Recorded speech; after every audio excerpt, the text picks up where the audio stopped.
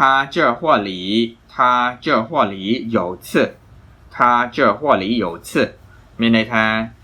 ពាក្យសម្ដីរបស់គាត់ឬក៏នៅក្នុងពាក្យសម្ដីរបស់គាត់មានភាពចាក់ដោតណាយោឈើមានន័យថាចាក់ដោតពឹកពលអីហ្នឹងណាបង្កប់នៅអត្ថន័យខាងក្នុងហ្នឹងយោឈើមេរៀនមុនយើងនិយាយអំពីខណ្ឌឈូឡៃអញ្ចឹងមេរៀននេះយើងបន្ថែមចំណុចទៀតគឺធី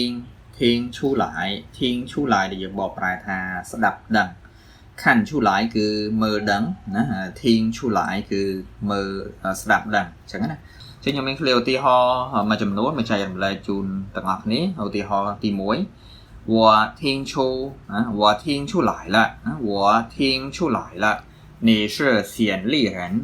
暹粒ណាខេត្តសៀមរាប人គឺមនុស្ស你是暹粒人អ្នកគឺជាអ្នកខេត្តសៀមរាប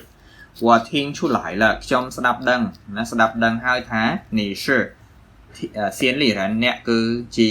អ្នកសៀមរាបតាមរយៈទឹកសម្លេងដែលគាត់បាននិយាយយើងដឹងថាការលើកដាក់សម្លេងការនិយាយរបស់គាត់ភាពរំដើនរបស់គាត់ហ្នឹងគឺជាអ្នកសៀមរាបហ្នឹងមានន័យបែបហ្នឹងឯងដោយអ្នកបេកាំងគាត់មានសម្លេងសូសៀងអ្នកបេកាំងអញ្ចឹងគាត់និយាយចេញមកគេដឹងថាអូ你是北京人你是广东人你是上海人អញ្ចឹងទៅអាហ្នឹងគឺមានន័យបែបហ្នឹងអញ្ចឹងឃ្លានេះគឺ我听出来了你是暹粒人ខ្ញុំស្ដាប់ដឹងថាអ្នកជាអ្នកសៀមរាបឃ្លាឧទាហរណ៍ទី2របស់យើង他这货里有刺មានន័យថាពាក្យសម្ដីរបស់គាត់ឬក៏នៅក្នុងពាក្យសម្ដីរបស់គាត់មានភាពចាក់ដោតណាយោឈើមានន័យថាចាក់ដោតពឹកពលអីហ្នឹងណាបង្កប់នៅអត្ថន័យខាងក្នុងហ្នឹងយោឈើ你听出来了吗តែអ្នកស្ដាប់ដឹងទេមានស្ដាប់ដឹងថាគាត់និយាយមកគឺចាក់ដោតទេណាអាហ្នឹងមានន័យបែបហ្នឹងណា你听出来了吗មានស្ដាប់ដឹងទេបន្តមកទៀត我听出来是周杰伦在唱歌周杰伦គឺជាតារាចម្រៀងពួកយើង我听出来是周杰伦在唱歌ខ្ញុំស្ដាប់ដឹងថាលោក周杰伦ហ្នឹងគឺកំពុងតែច្រៀងអញ្ចឹងស្ដាប់ដឹងសំឡេងរបស់គាត់ណា在唱歌គឺកំពុងតែច្រៀង在唱歌虽然他没明说就是没有说清楚ន័យថាមិននិយាយច្បាស់មិនបានបកស្រាយនិយាយឲ្យច្បាស់虽然他没明说ទោះបីជាគាត់មិនបាននិយាយបកស្រាយច្បាស់ក៏ដោយតែ我听出来他不太高兴ប៉ុន្តែ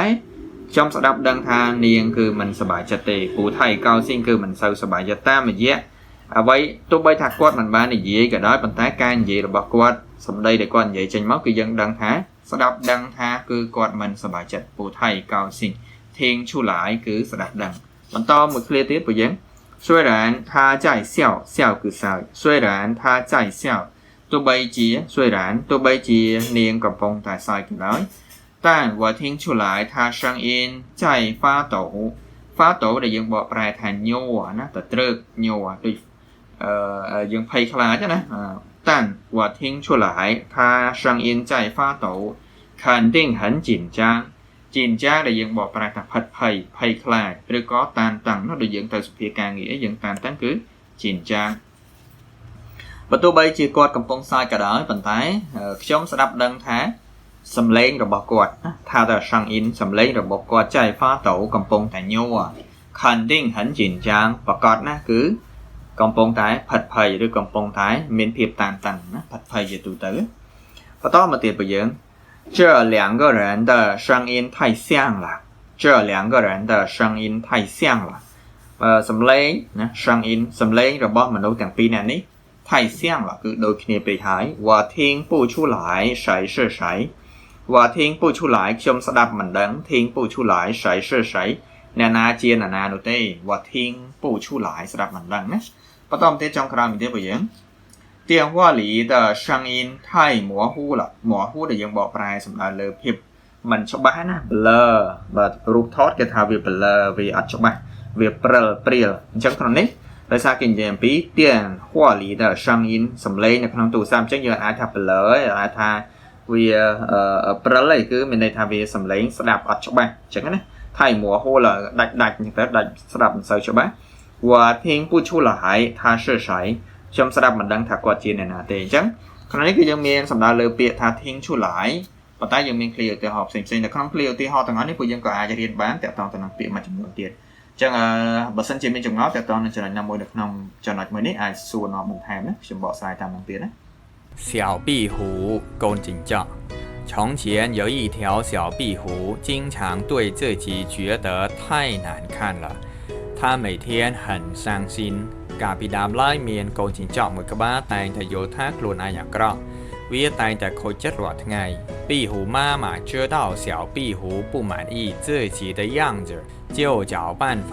指教孩子រឿងនេះគឺយើងដកស្រង់ពីសភៅអានរឿងទានរៀនភាសាចិនដែលយើងមានរហូតដល់3ក្បាលក្នុងមួយក្បាលមានរហូតដល់30រឿងមានបកប្រែខ្មែរមាន pin in ហើយការបកប្រែយើងបកប្រែជាជួរណា3 4ជួរយើងបកប្រែម្ដងដោយបានបង្ហាញកម្រាស់លើសពី200ទំព័រក្នុងមួយក្បាលពួកយើងមាន30រឿងល្មមមកសំរុំឲ្យពួកយើងយកទៅអានខ្លួនឯងក៏បានអានឲ្យក្មេងៗស្ដាប់ក៏បានឲ្យក្មេងៗអានខ្លួនឯងក៏បានដោយសារយើងមានខ្មែរផងមានចិនផងក្មេងខ្លះគាត់នៅរៀងស្ទើរជាមួយ pin in គាត់អាចរីករាយជាមួយនឹងការអានរឿងទានជាភាសាខ្មែរបន្ថែមដោយសារយើងមានបកប្រែខ្មែរស្រាប់អញ្ចឹងណាសភៅរឿងទានបច្ចុប្បន្នគឺយើងមានសម្លេងសម្រាប់ឲ្យគ្នាយើងគាត់ស្ដាប់បន្ថែមទៀតពួកយើង